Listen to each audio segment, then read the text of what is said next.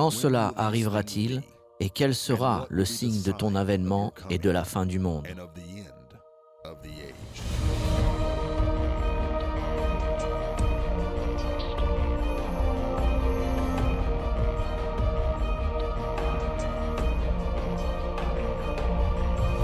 La leçon d'aujourd'hui s'intitule « Le nouvel ordre mondial, c'est le gouvernement mondial ». Nous entendons ce terme « nouvel ordre mondial » tout le temps, et plus fréquemment maintenant qu'auparavant. Mais qu'est-ce que le nouvel ordre mondial?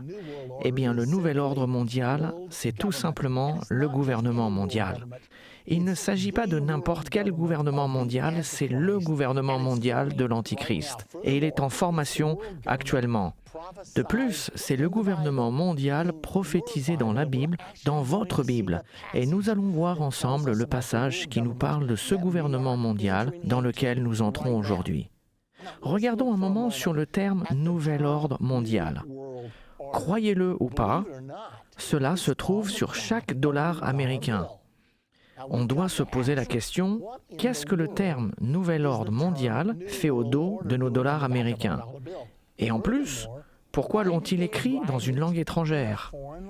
Si vous regardez au dos du dollar, je pense que vous pouvez le voir ici sur votre écran, vous voyez la pyramide, et juste en dessous de la pyramide, il y a un ruban. Sur ce ruban, en latin, est écrit « Novus Ordo Seclorum ».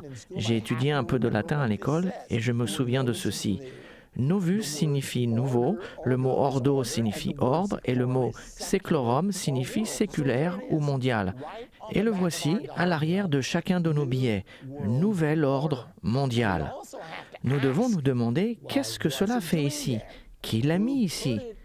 Eh bien, je l'ai vérifié, je voulais savoir et j'ai finalement appris que c'est écrit depuis 1935. Croyez-le ou pas, cela a été mis par le président américain Franklin D. Roosevelt. À quoi pensait-il quand il a mis « Nouvel ordre mondial » sur le dos de chaque dollar américain? J'ai appris que Roosevelt a eu le rêve de construire un système de gouvernement mondial et qu'il a été le moteur de la création des Nations Unies. Donc lorsqu'il a mis « Nouvel ordre mondial » en 1935, il envisageait déjà la naissance des Nations Unies faite en 1945. Voici l'origine du terme « Nouvel ordre mondial ». Regardez vous-même sur un dollar américain, car il est important que vous compreniez cela. Souvenez-vous que le nouvel ordre mondial, c'est le gouvernement mondial. Et nous ne parlons pas de n'importe quel gouvernement mondial, mais nous parlons du gouvernement mondial prophétisé pour la fin de cette ère dans la Bible. Et c'est dans ce gouvernement que l'Antichrist régnera. Maintenant, j'aimerais vous ramener à la prophétie du gouvernement mondial. Il y a plusieurs écritures, mais nous allons maintenant dans Apocalypse au chapitre 13, et nous commençons au verset 1. Puis je vis monter de la mer une bête qui avait 10 cornes et 7 têtes, et sur ses cornes 10 diadèmes, et sur ses têtes des noms de blasphème. La bête que je vis était semblable à un léopard, ses pieds étaient comme ceux d'un ours, et sa gueule comme la gueule d'un lion. Le dragon lui donna sa puissance, son trône et une grande autorité. Maintenant, souvenez-vous, nous avons étudié ces dernières semaines au sujet de la découverte des États-Unis dans la Bible, dans Daniel au chapitre 7. Vous reconnaissez probablement certains de ces symboles utilisés dans Apocalypse 13, mais il y a ici une très grande différence. Remarquez que cette bête a le corps d'un léopard, les pieds d'un ours, la gueule d'un lion, les 10 cornes du royaume à 10 cornes, et cette bête a 7 têtes. Maintenant, n'oubliez pas de remarquer, pendant que nous sommes ici, que le dragon lui a donné sa puissance, son trône et une grande autorité. Alors qu'est-ce que tout cela signifie? Eh bien, remarquez que tous les symboles dans Daniel sont les mêmes symboles que dans l'Apocalypse. Mais dans Daniel, les bêtes sont 4 bêtes distinctes. Le livre de Daniel et le livre d'Apocalypse ont été écrits dans un intervalle de 650 années. C'est assez remarquable. Pensez à ce que vous faisiez il y a 650 ans en arrière et à quoi ressemblait le monde. c'est-à-dire vers l'an 550 avant Jésus-Christ. Le livre de Daniel a été écrit selon la vision que l'on trouve dans Daniel 7, où une des bêtes était un lion et avait des ailes d'aigle, la seconde était un ours, la troisième était un léopard avec 4 têtes, et la quatrième était une bête à 10 cornes.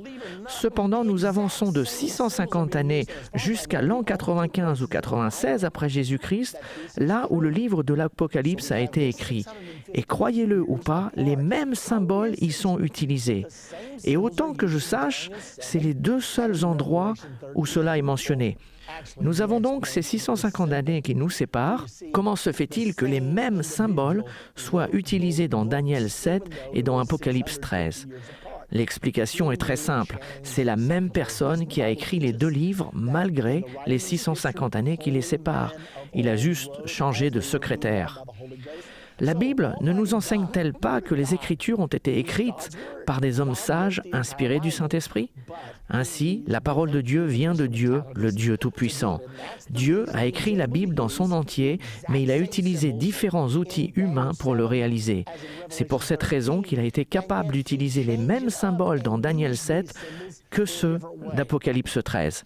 Cependant, il les a un peu changés et a utilisé ces symboles d'une manière différente. Donc, les 4 bêtes dans Daniel 7, le lion avec ses ailes d'aigle, l'ours, le léopard et la bête à 10 cornes deviennent tous une seule bête.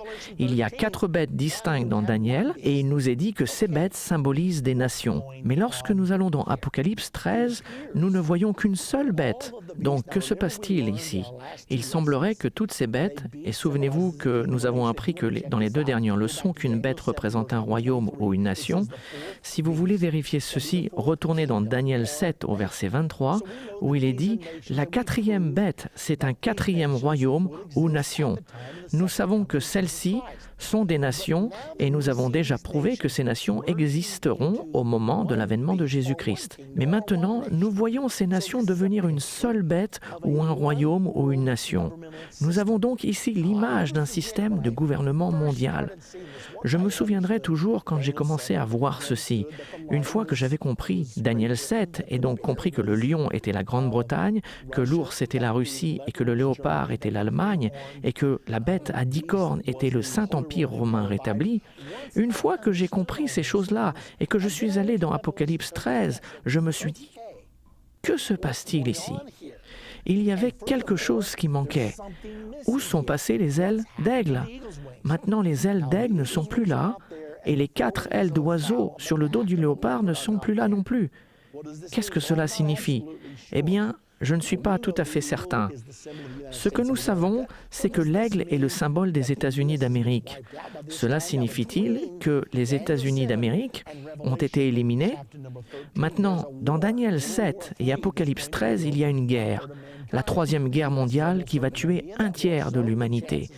Les États-Unis vont certainement être impliqués dans cette guerre. Alors, la possibilité est là d'avoir été effacés de la carte. Ou peut-être déciderons-nous que, après s'être battus dans cette 3e guerre, nous sortirons peut-être vainqueurs tout en ayant perdu 25 ou 50 millions de soldats. La Bible ne nous dit pas combien nous en perdrons. Mais une fois que nous aurons passé par cette expérience, il y aura peut-être un cri dans les États-Unis qu'il est temps pour nous de nous occuper de nos propres affaires. Se pourra-t-il que les États-Unis s'isolent du monde ? Nous n'en sommes pas sûrs. Il y a toujours la possibilité que nous soyons réintégrés sous le symbole du lion duquel nous venons.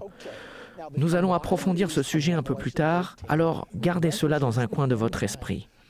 Maintenant, les bêtes réunies dans Apocalypse 13 représentent le gouvernement de la fin des temps de l'Antichrist.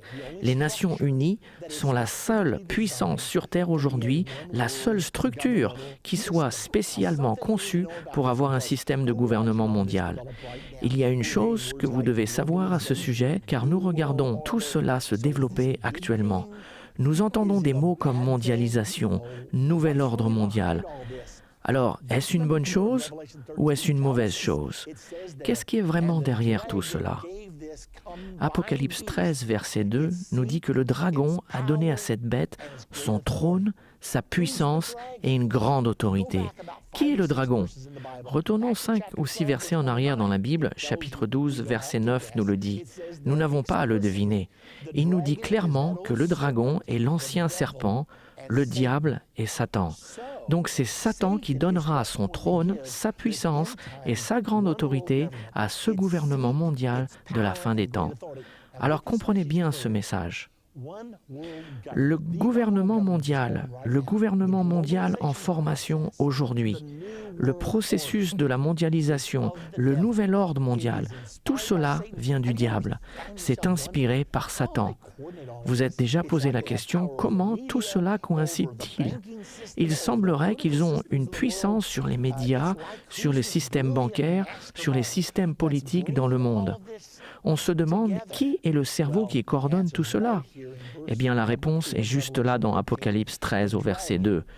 Le dragon, le diable ou Satan, a donné à la bête, cette bête du gouvernement mondial, son trône, sa puissance et sa grande autorité.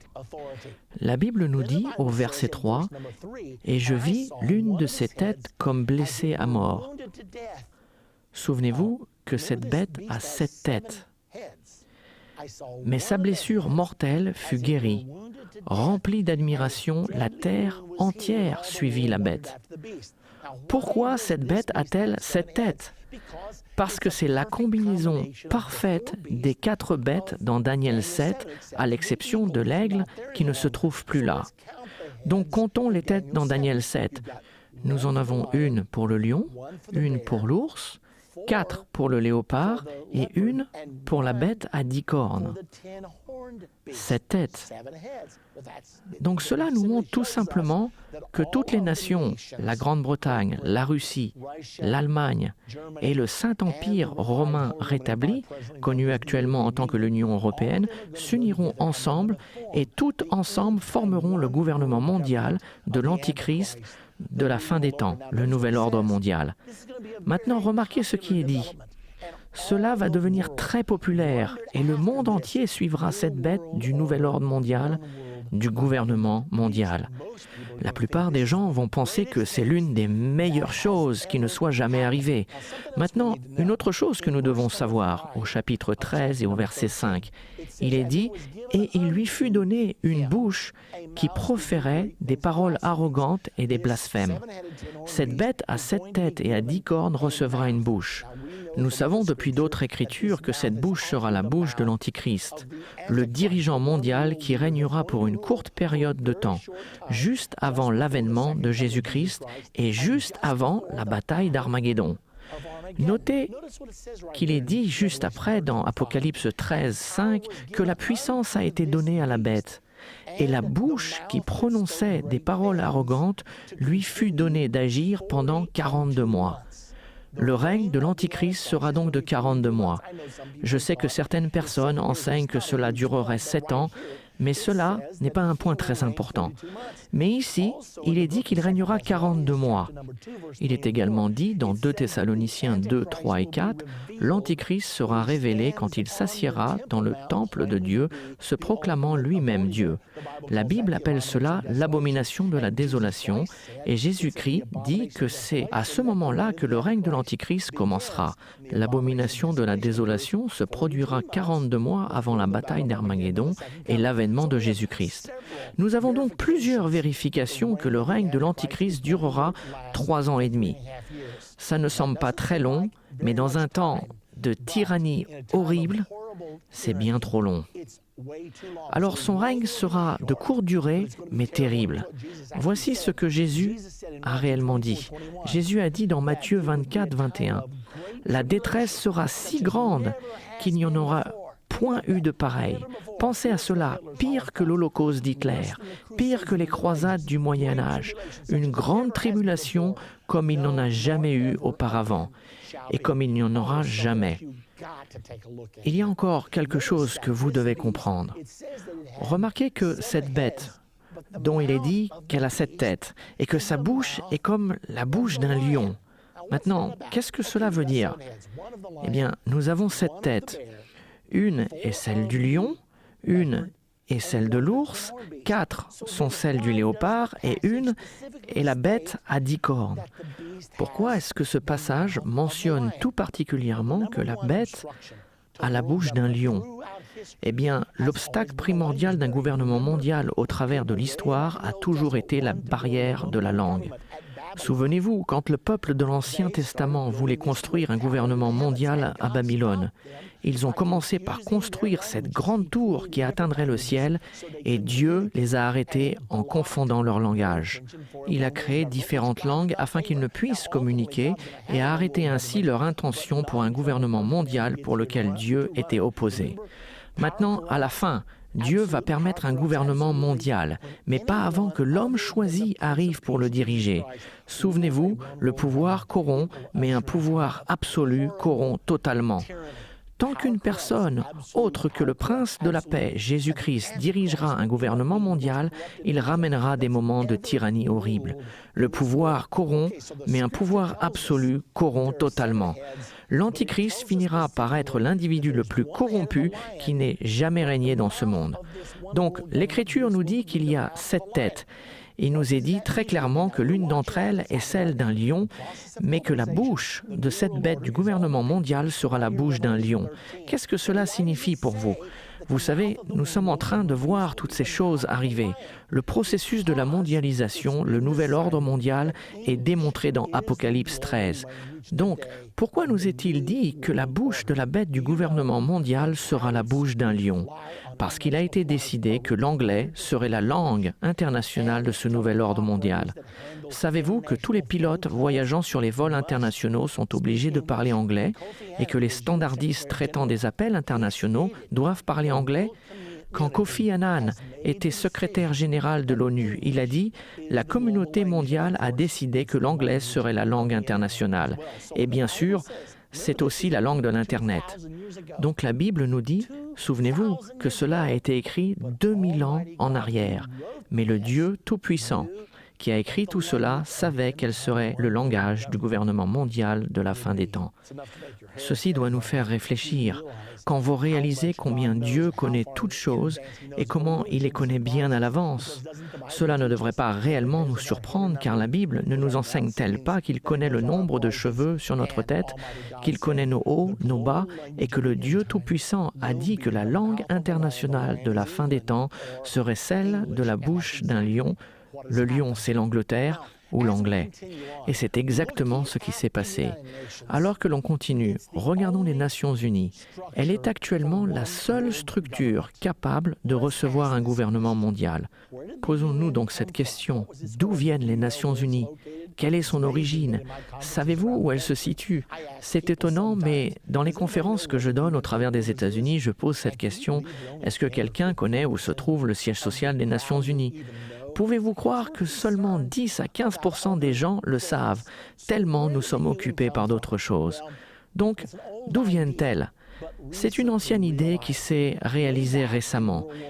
Il y a longtemps, pendant la Première Guerre mondiale, c'était la pire des guerres que le monde n'ait jamais connue. Elle était appelée la Grande Guerre. 8,2 millions sont morts. Avant celle-ci, il n'y a jamais eu de guerre avec plus d'1 million de morts. La Première Guerre mondiale, 8,2 millions de morts. Le monde a dit « plus jamais ça ». Il faut que l'on trouve un moyen d'établir des structures de sécurité mondiale pour éviter que cela ne se reproduise à nouveau. Alors, ils ont mis en place ce que l'on appelle la Ligue des Nations. Le président américain, Woodrow Wilson, a présenté cette idée. Mais plusieurs dans nos congrès ont dit « Attendez un peu, nous ne voulons pas aller dans cette direction. Nous ne voulons pas faire partie d'un gouvernement mondial. Nous ne voulons pas abandonner la souveraineté américaine. » Et ils ont voté contre cette idée.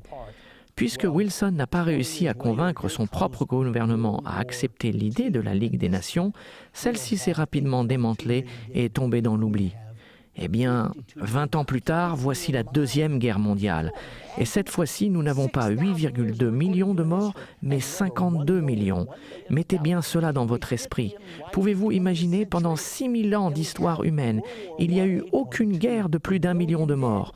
Et nous arrivons à l'ère de la découverte du XXe siècle, et nous avons la Première Guerre mondiale avec 8,2 millions de morts, et la Deuxième Guerre mondiale avec 52 millions de morts. À la fin de la Deuxième Guerre mondiale, le cri pour la sécurité mondiale résonnait plus fort que jamais. Et Franklin D. Roosevelt y croyait bien avant, car il avait déjà fait mettre en 1935 le terme « nouvel ordre mondial » à l'arrière de chaque dollar américain. Donc il était prêt, il était préparé pour cela. Souvenons-nous de ce qui s'est réellement passé après la Deuxième Guerre mondiale. L'Europe s'est unifiée. Adolf Hitler a déclenché ce conflit horrible sur l'Europe, sur Staline, Churchill et Roosevelt. Staline étant la tête de l'Union soviétique, Churchill la tête de la Grande-Bretagne et Franklin D. Roosevelt le président des États-Unis. Ils se sont réunis à Yalta. La guerre était sur le point de s'achever, divisant l'Europe. Mais à ce moment-là, Franklin D. Roosevelt était sur le point de mourir. Il est d'ailleurs mort 10 semaines plus tard. Par conséquent, il s'appuyait fortement sur ce jeune diplomate qui dirigeait la majeure partie des négociations pour Roosevelt. Il était à Roosevelt ce que Henry Kissinger est devenu pour le président Nixon. Il était le négociateur pour les États-Unis d'Amérique et il a perçu l'imagination de Staline, de Churchill et de Roosevelt qui l'ont convaincu d'écrire cette nouvelle charte, cette structure de gouvernement mondial appelé les Nations Unies. Réunissons toutes les nations du monde. C'est tout simplement ce qu'ils voulaient dire. Ils n'ont rien caché, ils ont transcrit exactement ce qu'ils ont dit. Ayons des Nations Unies, à la place d'avoir les États-Unis d'Amérique, créons les Nations Unies du monde. Donc, ils ont convaincu ce brillant jeune homme d'écrire une charte pour les Nations Unies. Ensuite, il est devenu secrétaire général à la conférence pour la création des Nations Unies en 1945. Mais il y a eu un grand problème. 3 ans plus tard, il a été condamné pour mensonge et espionnage pour l'URSS et a été emprisonné aux États-Unis. Maintenant, pouvez-vous imaginer? Il était le bras droit de Franklin D. Roosevelt. Il était celui qui réalisait les négociations pour diviser l'Europe. Et quand tout cela s'est passé, les gens se sont mis à murmurer aux États-Unis. Pourquoi l'URSS occupe-t-elle toute l'Europe de l'Est? Elle contrôlait l'Allemagne de l'Est, la Roumanie, la Yougoslavie et tous les pays de l'Est, la Pologne, la Tchécoslovaquie, et les gens murmuraient, jusqu'au point où tout le monde était tellement fatigué de se battre qu'ils ont dit « peu importe, ça sera comme ça sera ». Eh bien, ce n'est pas si étonnant que l'Union soviétique ait tant reçu à Yalta. Car si vous avez votre homme qui dirige les deux côtés de la négociation, il est évident que vous obtiendrez faveur. Voilà ce qui s'est réellement passé avec M.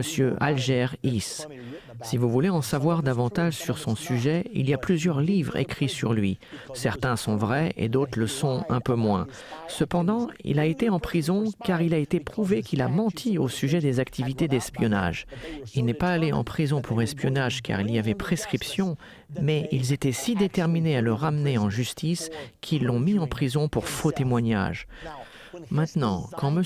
Hiss a dessiné les Nations Unies, il les a dessinées pour être une union mondiale de républiques socialistes. Si vous ne le croyez pas, regardez plutôt ici. Nous avons l'emblème de l'Union soviétique. C'est un globe avec 2 gerbes de blé, un marteau et une faucille superposés sur le globe. L'emblème des Nations Unies est un globe avec 2 branches d'olivier qui ressemblent étrangement aux 2 gerbes de blé. Par contre, il n'y a ni marteau ni faucille. Cela aurait paru un peu trop évident en 1945. Il les a donc laissés pour plus tard. Cependant, bien qu'il ait dessiné la charte de l'ONU pour être un gouvernement mondial communiste, l'ONU n'a pas changé. Hiss est allé en prison, mais les Nations Unies ont continué à être la structure du système d'un gouvernement mondial. Quand nous allons entamer notre prochaine partie, nous parlerons au sujet de la blessure mortelle. Que s'est-il passé aux Nations Unies? Et que veut dire la Bible quand elle dit « Et je vis l'une de ses 7 têtes comme blessée à mort, mais sa blessure mortelle fut guérie. Remplie d'admiration, la terre entière suivit la bête. » Nous allons identifier laquelle de ces 7 têtes. Maintenant, souvenez-vous qu'il ne nous est pas dit que l'Antichrist a été tué, ni qu'il a reçu une blessure mortelle. Il est dit qu'une des 7 têtes de cette nouvelle bête du gouvernement mondial a été blessée à mort, et que sa blessure mortelle fut guérie. Nous allons donc découvrir laquelle des 7 têtes de cette bête du gouvernement mondial a été blessée. Vous allez être stupéfait quand vous découvrirez comment la blessure a été guérie et que le résultat est le nouvel ordre mondial, ce gouvernement mondial qui a été prophétisé dans la Bible. Alors, ne ratez pas notre prochaine partie de comprendre la fin des temps. Il vous est nécessaire de comprendre cela car vous vivez ces choses en ce moment.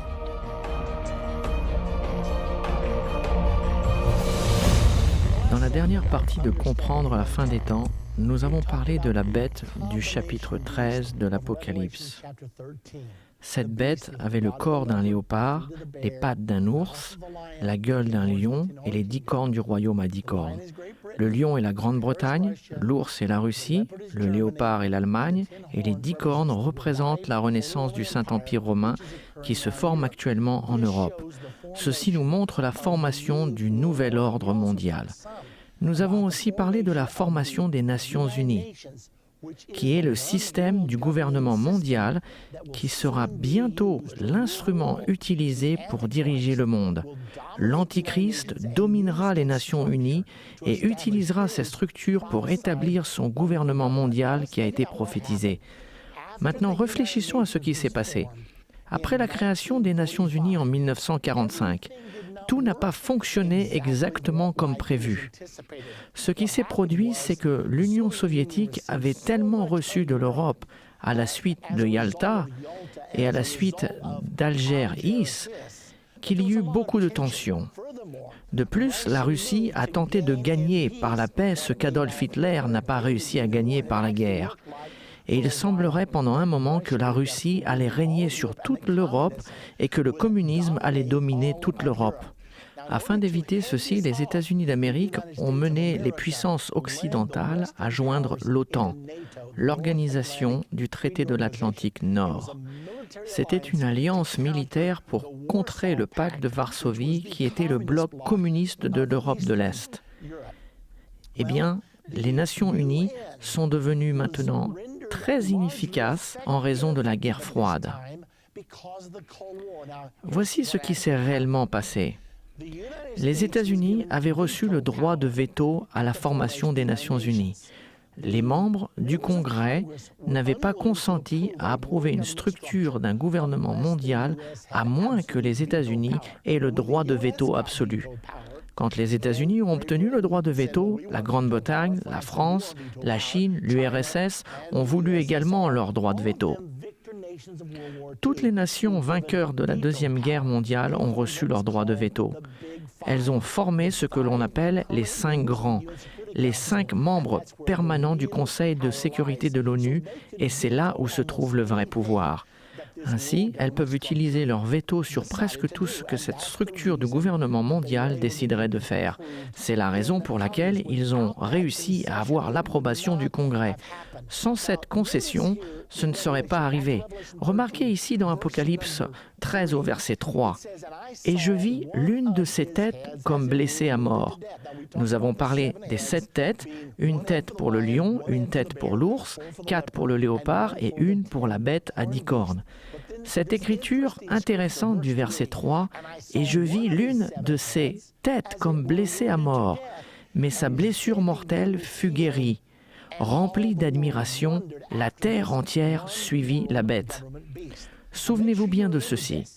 Il n'est pas dit que la bête a été tuée. Il n'est pas dit que l'Antichrist a été tué et qu'il est ressuscité. Il est dit qu'une des 7 têtes a été blessée à mort. Il est impossible de savoir laquelle des têtes ou ce que cette blessure mortelle signifie vraiment sans savoir ce que représentent les têtes. Retournons en arrière et récapitulons. Rappelez-vous, toutes les têtes de Daniel 7 se sont retrouvées ici. Il y avait 7 têtes dans Daniel 7 et toutes ont été ramenées dans cette nouvelle bête, la bête du gouvernement mondial de l'Apocalypse 13. Nous avons donc une tête pour le lion, une pour l'ours, 4 pour le léopard et une pour la bête à 10 cornes. Donc quelle tête a été blessée à mort ? Après la Deuxième Guerre mondiale, les Alliés s'étaient réunis, la Russie, la Grande-Bretagne et Franklin D. Roosevelt. Et ils ont déclaré « Il y a un défaut fondamental au cœur de l'âme allemande. Ils n'arrêtent pas de nous plonger dans la guerre franco-allemande de 1870, la Première Guerre mondiale, la Deuxième Guerre mondiale. Nous devons faire quelque chose pour nous assurer que ceci ne se produise plus jamais. » Ainsi, ils ont décidé de couper l'Allemagne en deux. Ils ont créé l'Allemagne de l'Est et l'ont placée sous l'influence communiste et sous l'Union soviétique, et ils ont créé l'Allemagne de l'Ouest et l'ont placée sous l'influence des Alliés. En faisant ceci, ils ont réduit ces deux nations allemandes au point où elles n'avaient pas suffisamment de population ou de puissance financière pour menacer la paix mondiale. À ce moment-là, les gros titres ont déclaré « L'Allemagne est morte, elle ne se relèvera plus ». Ce n'est pas tout ce qui s'est passé, car quand la réalité du communisme s'est installée en Allemagne de l'Est et en Europe de l'Est, beaucoup de gens de l'Europe de l'Est ont dit « Nous voulons nous éloigner de la tyrannie communisme ». Et ils ont commencé à fuir vers l'Allemagne de l'Ouest et l'Europe occidentale. C'est là que l'Union soviétique a décidé de construire le 14 août 1961 le mur de Berlin, ce mur de 46 km de long divisant Berlin-Est de Berlin-Ouest. Ils ont aussi mis en place le rideau de fer et des postes de guet à travers l'Europe, séparant l'Europe de l'Est de l'Europe de l'Ouest. Ils n'ont pas seulement divisé l'Europe, mais plus particulièrement l'Allemagne. Ainsi, l'Allemagne a été coupée en deux. À ce moment particulier, il y avait beaucoup de choses intéressantes dites à ce sujet.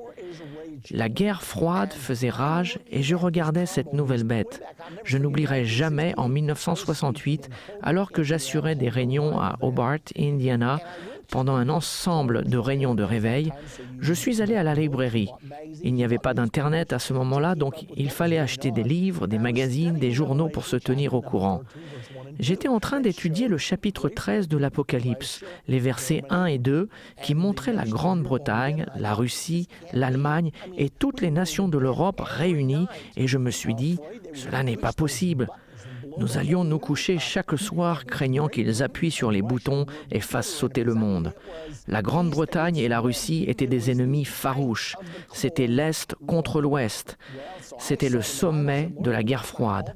Je l'ai vu dans la Bible et je me suis dit, Seigneur, on dirait que toutes ces puissances vont se joindre à ce gouvernement mondial de la fin des temps. Mais en 1968, cela apparaissait absolument impossible. Le conflit concernant la réalisation du rideau de fer et la construction du mur de Berlin était si amer. Et bien sûr, l'Union soviétique avait mis en quarantaine et boycotté Berlin et nous devions approvisionner Berlin par avion, le fameux pont aérien de Berlin. Donc, il y avait un énorme conflit. Beaucoup de gens pensaient que l'Union soviétique et les États-Unis partiraient en guerre. À cette époque, j'étudiais cette prophétie et pensais avoir vu que la Grande-Bretagne et l'Union soviétique se joindraient à l'Allemagne et aux nations de l'Europe. Je me suis demandé comment cela pourrait arriver. Le 29 mars 1968, je suis allé à la librairie et j'ai regardé le magazine Life du 29 mars 1968. Et j'ai vu sur la couverture 3 superpuissances et demie pour gouverner le monde.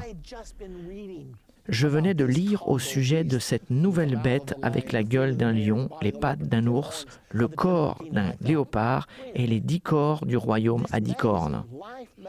Je me suis dit, attends un peu, ce magazine Life, un magazine respecté, parle de 3 superpuissances et demie pour gouverner le monde. J'ai donc acheté le magazine, je suis rentré chez moi. Cet article était rédigé par George W. Ball, qui à cette époque était le secrétaire d'État des États-Unis d'Amérique. Et à ma grande stupéfaction, il suggérait dans le magazine Life exactement ce que j'avais lu dans la Bible. Mais je n'arrivais pas à réaliser que ce soit vrai. Alors que je lisais, voici ce qu'il disait. En ce moment, quand il existe suffisamment d'armements nucléaires pour détruire toute l'humanité, la faune et les animaux de la Terre plus de 25 fois. Maintenant, il suffit de le faire qu'une seule fois, et vous le savez. Mais il dit, nous possédons suffisamment de puissance nucléaire, ceci est en 1968, pour effacer toute vie de la planète 25 fois. Il a commencé à parler des divisions qui causeraient des tensions. Il a dit, d'une certaine façon, nous devons trouver une nouvelle structure mondiale qui nous débarrassera des terribles conflits qui menacent d'anéantir l'humanité. Il a donc proposé dans cet article que 3 superpuissances et demie gouverneraient le monde. Et ces 3 puissances étaient les États-Unis, l'Union soviétique, l'Union européenne et la demi-puissance était le Japon. Il a dit, si ces 4 puissances s'unissent, elles pourront assurer que les frontières restent en place. Nous ne tolérerons pas qu'une frontière soit encore déplacée et nous ne laisserons pas de petites puissances de 3e classe entraîner les 2 superpuissances nucléaires dans un conflit qui menacerait de détruire le monde. Alors que je lisais cet article, je me suis dit que ceci était pratiquement ce que j'avais vu dans la prophétie de la Bible, mais que cela ne pouvait pas être vrai. Il avait une section spéciale sur l'Allemagne et il a parlé de la division de l'Europe, le rideau de fer et plus particulièrement de la division de l'Allemagne et du mur de Berlin. Et à la page 89, il a dit la blessure, là où la division s'infecte comme une blessure faite par un couteau rouillé, celle-ci doit guérir un jour. J'ai pensé à cette écriture, l'une des têtes, la tête et le 3e Reich. Nous avons le 1er Reich, le 2e Reich et le 3e Reich, et maintenant le 4e Reich qui est en train de s'élever. Nous savons qu'une bête dans les prophéties bibliques représente une nation ou un royaume. Plusieurs têtes sur une bête représentent le nombre de fois que le royaume s'élèvera et tombera. Et j'ai pensé que si la 3e tête était celle qui avait été divisée quand le 3e Reich d'Hitler fut coupé en 2, quand la blessure mortelle sera guérie, cela causera au monde entier d'admirer la bête du gouvernement mondial.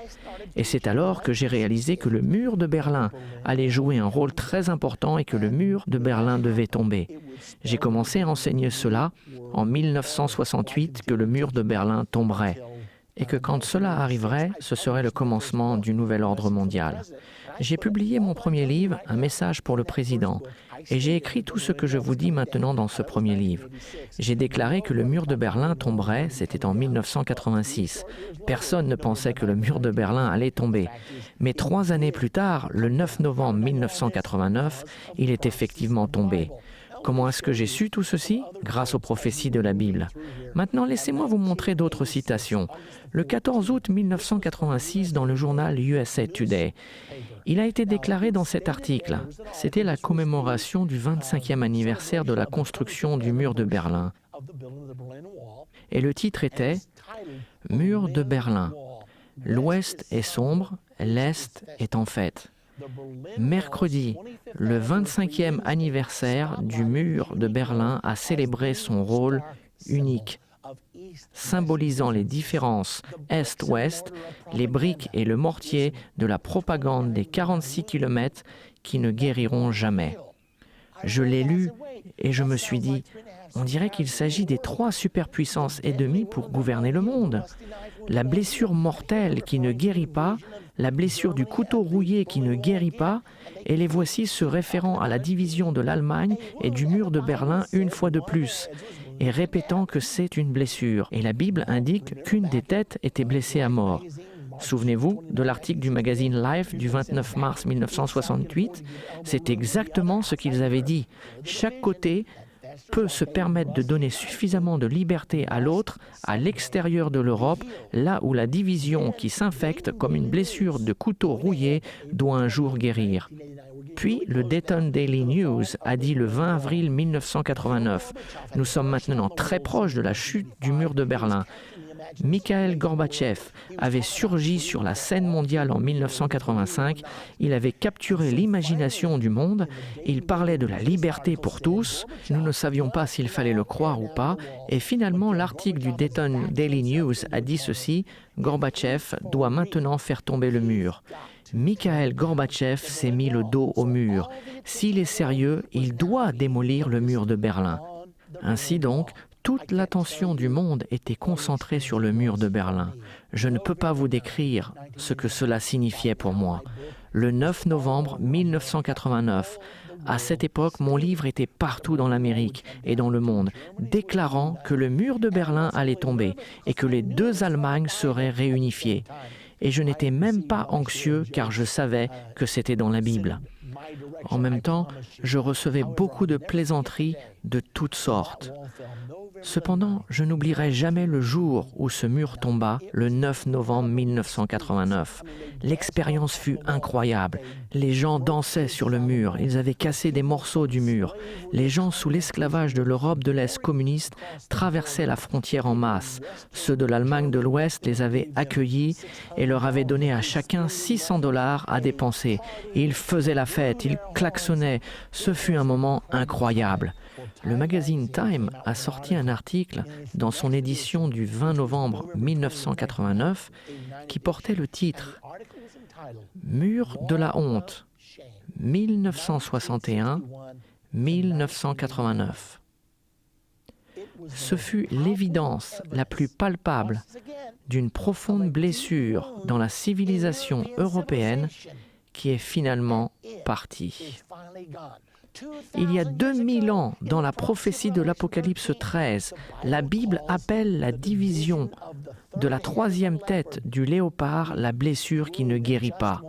C'est une blessure mortelle, mais la blessure mortelle fut guérie. Maintenant, que s'est-il passé quand la blessure mortelle fut guérie ? J'avais souligné dans mon livre que lorsque la blessure mortelle serait guérie, quand le mur de Berlin tomberait, que cela donnerait naissance au nouvel ordre mondial. Je n'avais pas pensé que cela arriverait si vite. Néanmoins, 20 jours après la chute du mur de Berlin, Mikhail Gorbatchev, George Herbert Walker Bush et le pape Jean-Paul II se sont rencontrés à Malte. À la fin des sommets, le 1er décembre 1989, ils annoncèrent la naissance du nouvel ordre mondial. Mon téléphone n'arrêtait pas de sonner. Comment le saviez-vous? Où le trouve-t-on dans la Bible? Que va-t-il se passer maintenant? Je devais juste leur dire que je le savais, car je l'avais vu dans ma Bible. Les prophéties ne sont-elles pas étonnantes? C'est étonnant ce que nous pouvons réellement voir quand nous réalisons ce que Dieu nous a donné de pouvoir comprendre. Monsieur Dick Cheney, qui a été très critiqué en raison de son rôle dans la présidence de George W. Bush, a fait une déclaration intéressante. Il avait été le secrétaire de la Défense sous la présidence George W. Bush père. George Herbert Walker Bush. Il était le secrétaire de la Défense à ce moment-là. Aujourd'hui, il est le vice-président. Mais en 1991, dans l'Indianapolis Star, du 29 septembre, écoutez ce qui a été dit. Monsieur Cheney expliquait pourquoi le traité de la réduction des armements fut signé. Il y avait une réduction massive d'armements et il l'expliquait dans l'Indianapolis Star. Il y a une bonne raison de prendre ces mesures maintenant. Le monde se trouve dans une nouvelle ère de promesses qui a commencé il y a 2 ans avec la chute du mur de Berlin. Il disait ceci en 1991 et il savait qu'une nouvelle ère de promesses avait commencé en 1989 avec la chute du mur de Berlin. C'était en fait la naissance du nouvel ordre mondial. Il faut que vous compreniez cela, car c'était publié par Merrill Lynch le 9 novembre 1999. Écoutez ce qu'il est dit. Le monde a 10 ans aujourd'hui. Bien évidemment, Merrill Lynch tentait de faire la publicité pour leurs services financiers, mais c'était surprenant ce qu'ils annonçaient. Ils disaient Il est né quand le mur est tombé en 1989. Le monde venait de naître. Ce fut le début du nouveau monde, le nouvel ordre mondial. Il n'est pas surprenant que la plus jeune économie, l'économie mondiale, cherche encore sa position. L'équilibre des pouvoirs qui stabilise les économies et qui vient seulement avec le temps. Beaucoup de marchés mondiaux se sont libérés tout récemment, gérés pour la première fois par les émotions des gens plutôt que par le point de l'État. De notre point de vue, ceci ne diminue pas la promesse faite il y a une dizaine d'années par la destruction d'un monde emmuraillé. La diffusion des marchés libres et la démocratie autour du monde permet à plus de gens de réaliser leurs aspirations. Et la technologie correctement exploitée et libéralement répartie a le pouvoir d'effacer non seulement les frontières géographiques, mais également celles de l'humanité. Il nous semble que pour un monde qui n'a que 10 ans, il reste promettant. En attendant, personne n'a jamais dit que grandir était facile. Maintenant, vous allez voir un extrait de M. Strobe Talbot, qui a déclaré dans le magazine Time en 1992 un article intitulé « La naissance de la nation mondiale ». Il dit qu'au XXIe siècle, la souveraineté nationale telle que nous la connaissons cessera d'exister. Nous répondrons tous à une autorité mondiale. Maintenant, écoutez-le pendant son interview au Conseil des relations internationales. L'entité qui fournit 50% de tous les membres du Conseil, que l'administration soit républicaine ou démocrate. Écoutez ce qu'il dit sur ce gouvernement mondial. Permettez-moi également à exprimer ma reconnaissance, tout d'abord au Conseil. C'est merveilleux de me retrouver ici. J'aime cette institution. Elle représente une grande partie de mon éducation depuis des dizaines d'années. Vous écrivez qu'il y a toujours eu et qu'il y aura toujours une attention, parfois créative, parfois destructive, entre d'une part le concept d'une communauté internationale qui reconnaît l'interdépendance comme un fait et un gouvernement collectif en tant qu'une nécessité, et de l'autre côté l'attrait d'une communauté nationale qui se considère indépendante et souveraine. Comment ceux qui pensent, comme vous, et qui sont généralement affiliés au Parti démocrate, comment ces voix que nous associons plus au Parti démocrate parlent du gouvernement mondial sans tirer le signal d'alarme, que les adeptes du gouvernement mondial et le Conseil des affaires étrangères ainsi que la Commission trilatérale vont venir pour leur confisquer leurs armes, leurs bibles et néanmoins le transformer en un gouvernement mondial. Quel est le vocabulaire du gouvernement mondial qui est politiquement et culturellement le plus correct? Pourquoi le gouvernement mondial est-il presque une expression taboue pour ceux qui veulent éviter un empoisonnement politique dans les débats? J'ai fait des recherches sur Internet et ailleurs sur ce sujet. Et j'étais surpris de découvrir que le terme gouvernement mondial est volontairement évité. Le gouvernement mondial est une expression généralement employée dans les programmes d'enseignement universitaire tout autour du monde et dans la presse. J'ai appris très rapidement à mes dépens de l'éviter si j'étais dans le département d'État, même si je travaillais pour un président internationaliste libéral. Il y a toujours cette association avec le bruit des hélicoptères noirs se préparant à atterrir dans nos cours d'école et ainsi de suite. Le gouvernement mondial suggère l'existence d'une capitale unique, avec un drapeau unique et vraisemblablement un hymne national unique. Et la souveraineté de toutes les autres nations lui est subordonnée. À propos, Harry Truman a cru en cela. La fédération du monde est le Parlement de l'homme. Et c'est un rêve que certains entretiennent toujours pour l'avenir. Mais la gouvernance mondiale, telle qu'elle est utilisée d'après moi, n'est pas un rêve. C'est une réalité et nous l'avons depuis longtemps. À l'ère moderne, c'est-à-dire maintenant, nous avons une gouvernance mondiale sous plusieurs formes. Certains sont associés aux Nations Unies, D'autres sont associés à l'Organisation mondiale de la santé. Il y a un gouvernement régional. C'est juste une réalité de la vie.